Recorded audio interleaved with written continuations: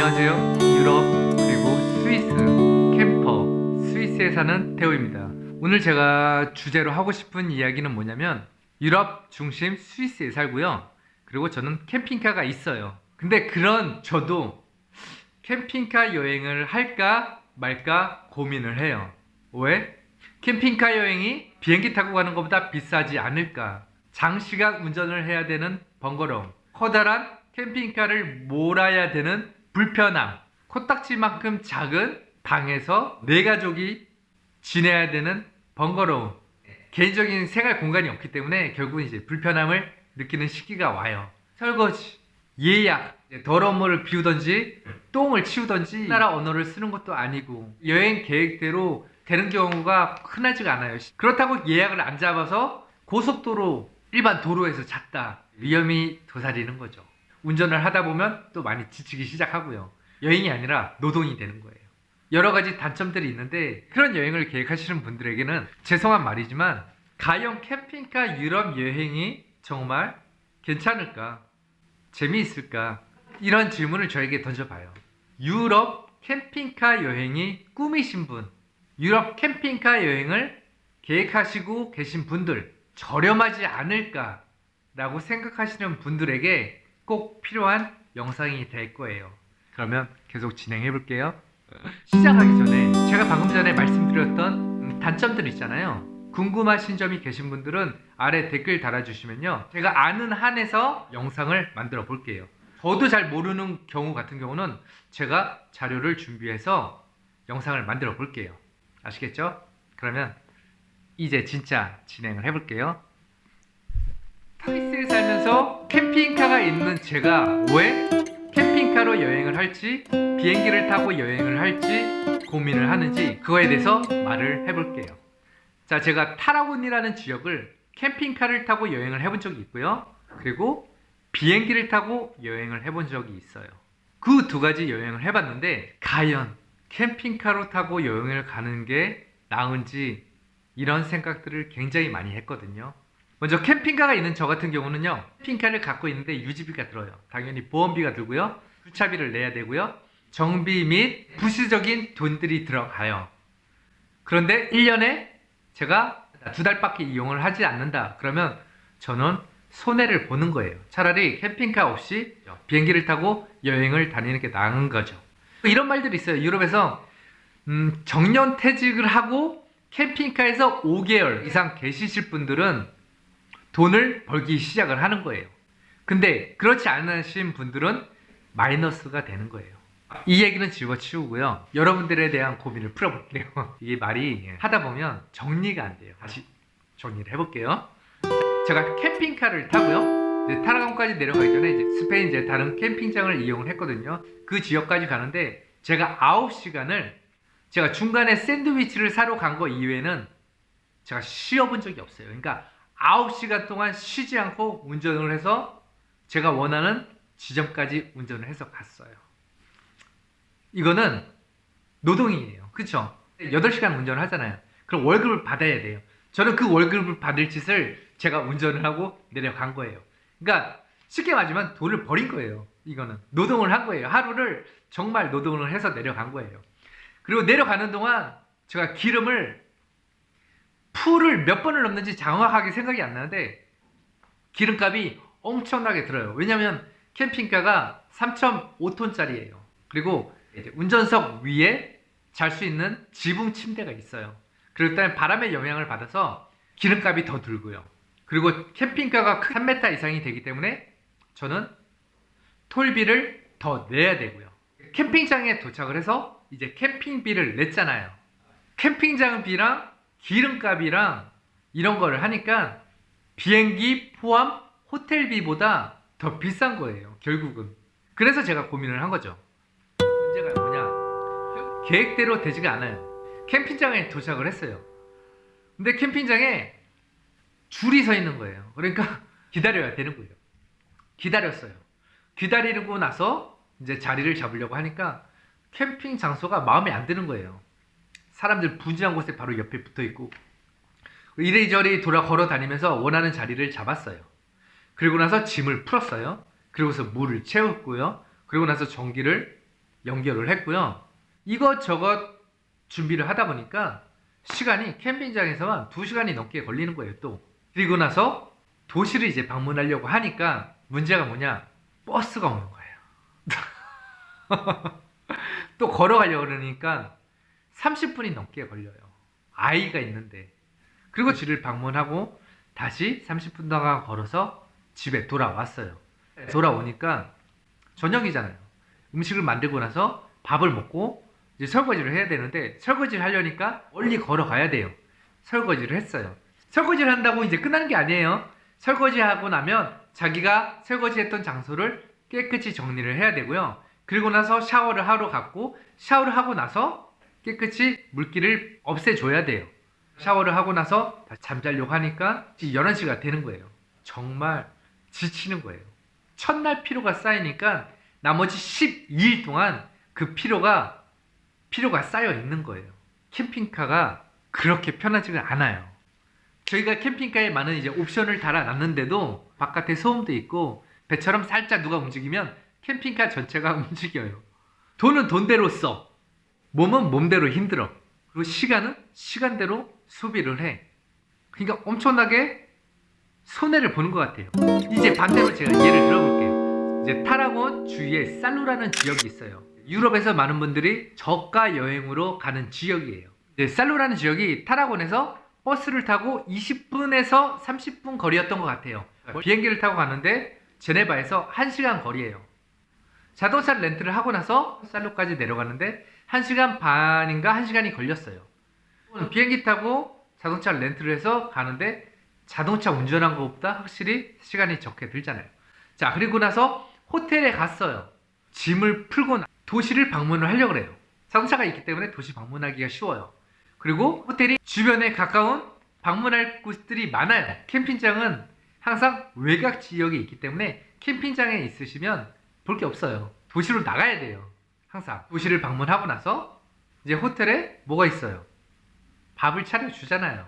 뷔페로 내려가서 원하는 음식을 맛있게 먹었어요. 그리고 나서 바에서 칵테일을 마시고 맥주를 마시고 그리고 이제 호텔 안에 그럼 다양한 공연을 보고 집에 들어왔어요. 그럼 한 10시 정도가 돼요. 그러면 10시에 그냥 자면 돼요. 어떻게 자? 편안하게 자면 돼요. 다음날 누군가가 또 청소를 해주고.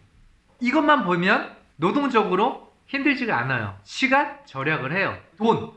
이거 들으시면 놀라실 거예요. 바르셀로나로 가는 왕복 항공권, 그리고 호텔, 그리고 호텔에 포함되어 있는 조식과 저녁 770프랑이었어요. 770프랑이면 한국 돈으로 환전하면 정확히 모르겠는데 한 90만 원 정도가 될 거예요. 근데 그리고 자동차를 렌트를 하는데 20만 원 정도가 돼요. 그거 한 110만 원인 거예요.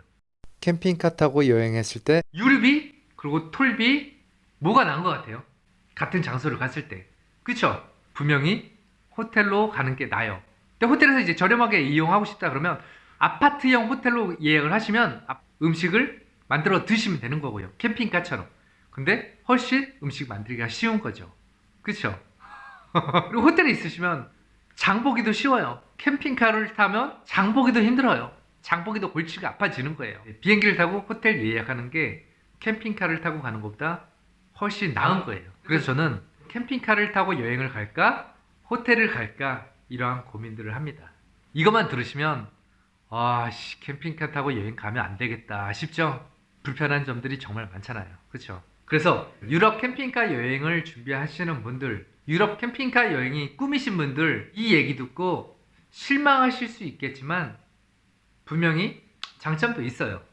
그 장점은 추후 따로 영상들을 만들어 볼게요. 일주일간 여행을 할 거다. 분명히 호텔이 낫고요. 한 달간 여행을 할 거다. 그러면 어디가 나은지는 그때부터는 계산을 해봐야 돼요. 어느 게 나은지. 근데 저희가 이제 캠핑카를 여행하고 이제 유럽 여행을 하다 보니까 저희도 그런 고민을 해요. 차라리 자동차를 렌트를 하고 에어비앤비를 이용을 하는 게 더 저렴하지 않을까. 저도 그런 고민을 많이 해요. 도시 방문이 목적이신 분들 같은 경우는요, 저는 캠핑카를 이용하는 거는 적합하지는 않은 것 같아요. 다른 캠핑카를 타고 큰 도시 방문하는 게 쉽지가 않아요. 운전하기도 쉽지 않고요. 주차장 찾기도 쉽지 않고요. 주차하기도 쉽지 않고요. 그리고 낯설잖아요. 유럽에서 운전 경험도 없고. 그렇기 때문에 도시 방문이 목적이신 분들, 이제 비행기를 타고 자동차 렌트를 하고 그리고 에어비앤비를 이용해서 여행하는 거. 그게 더 나은 것 같고요. 자, 이제부터 캠핑카 여행을 계획하시고 계신 분들, 이런 분들한테 좋은 곳을 말씀드릴게요. 자연을 좋아하시는 분들, 산을 좋아하시는 분들, 아니면 호수 옆에, 바다 옆에 캠핑카를 대고 싶으신 분들, 이런 분들한테 캠핑카가 더 어울려요. 유럽 캠핑카 여행을 준비하시는 분들, 처음 캠핑카 여행을 하시는 분들, 이런 분들에게 제가 좋은 루트를 소개하는 시간들을 제가 추후에 가져볼게요. 분명히 도움이 될 거예요. 오늘 제가 캠핑카 여행을 계획하시는 분들에게 안 좋은 단점들을 많이 줬어요. 이 얘기를 듣고 캠핑카 여행을 계획 중이신 분들, 캠핑카 여행이 저렴하다고 생각하시는 분들, 이제 캠핑카를 타고 도시를 방문하시고 싶으신 분들, 이런 분들은 제가 많은 실망을 줬을 거예요. 죄송해요. 근데 유럽 캠핑카 여행이 정말 꿈이신 분들, 캠핑카 여행 경험이 있으신 분들, 이런 분들은요 꼭 해보세요. 캠핑카 여행의 장점이 뭐냐, 내 아이, 내 가족들에게 추억을 선물하시는 거예요. 이 추억 아이가 크면요 아이 친구들에게 얘기할 거고요, 더 커서 아이가 생기면 그 아이에게도 얘기를 할 거예요. 추억과 함께 짐을 갖고 가실 수 있는 거예요. 그 짐 얘기가 뭐냐면, 캠핑카가 있으면 엄청나게 많은 짐들을 캠핑카에 실을 수 있잖아요. 이 얘기도 제가 추후에 해드릴게요. 그리고 한 달 혹은 2달 여행을 계획하시고 계신 분들 있잖아요. 이런 분들은요 어떤 점이 좋으냐면, 캠핑카라는 공간이 굉장히 작잖아요. 한 달 혹은 2달을 같이 보내요. 그러다 보면 우리가 모르는 것들, 그리고 많은 대화를 나누시게 될 거예요. 그리고 캠핑장을 이용하시다 보면 정말 자연에 있게 되고요. 자연에 있다 보면 마음이 편해지게 될 거예요. 또 마음이 편하다 보면 야외 활동을 하게 될 거고요. 자전거를 타든지 물놀이를 하든지 여러 가지 이제 체험 활동들을 아이들과 아니면 동반자와 같이 하게 되잖아요. 그러면 서로 모르는 것들을 나눌 수 있는 그런 시간들이 될 거예요. 도시에 살게 되면 이러한 시간을 가질 수가 없잖아요. 일에 치이고 사회 활동을 하다 보면 이제 동료를 만나게 되고 친구를 만나게 되고, 그리고 아이는 이제 학교를 가고 또 학원을 다니고, 그러다 보면 이제 어른들과 점점 이제 관계가 멀어지잖아요. 캠핑카 여행을 하게 되면 이런 관계가 좀 더 따뜻하게 서로가 몰랐던 부분들을 이해하게 되고 대화를 많이 갖는 시간을 갖게 되고요. 그리고 서로 지금까지 나누지 못했던 그런 체험 활동을 하면서 서로가 좀 더 좋은 관계를 유지하지 않게 될까, 이런 생각을 해봅니다. 그럼 제가 줄 수 있는 장점은 딱 이 2가지만 드려볼게요. 오늘 준비한 거는 여기까지고요. 제가 갖고 있는 경험들이 굉장히 많거든요. 제 경험을 제가 많이 공유를 해드릴게요. 자, 캠핑장을 이용할 때, 캠핑장 예약할 때 우선순위, 유럽 캠핑카에서 꼭 필요한 장비들, 유럽 캠핑카 여행을 하면서 하지 말아야 할 것들, 캠핑장을 이용하면서 꼭 지켜야 할 에티켓들, 시간 절약하는 방법들, 여행 경로, 뭐 여러 가지들이 있잖아요. 그런 영상들을 제가 추후에 만들어 볼게요. 궁금하신 점이 있다 그러면 아래 댓글을 달아주시면요, 제가 아는 한에서 최대한 제 경험을 공유를 해드릴 거고요. 제가 모르는 질문이 있다 그러면 제가 자료를 찾아봐서 제가 도움이 될 수 있도록 해볼게요. 저는 유럽 캠퍼, 스위스에 사는 태호고요. 캠핑을 하면 항상 설레이는 캠핑 설레임이에요. 이 영상 보고 도움이 됐다 그러면 구독, 그리고 다음 영상이 좀 더 궁금하다, 알림, 저에게 좀 더 영상 만드는데 힘이 될 수 있는 좋아요를 들으면 칭찬받는 느낌이에요.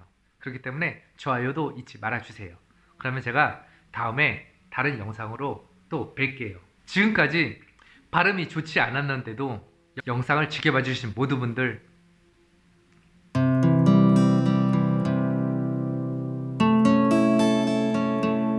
사랑해요. 바이바이.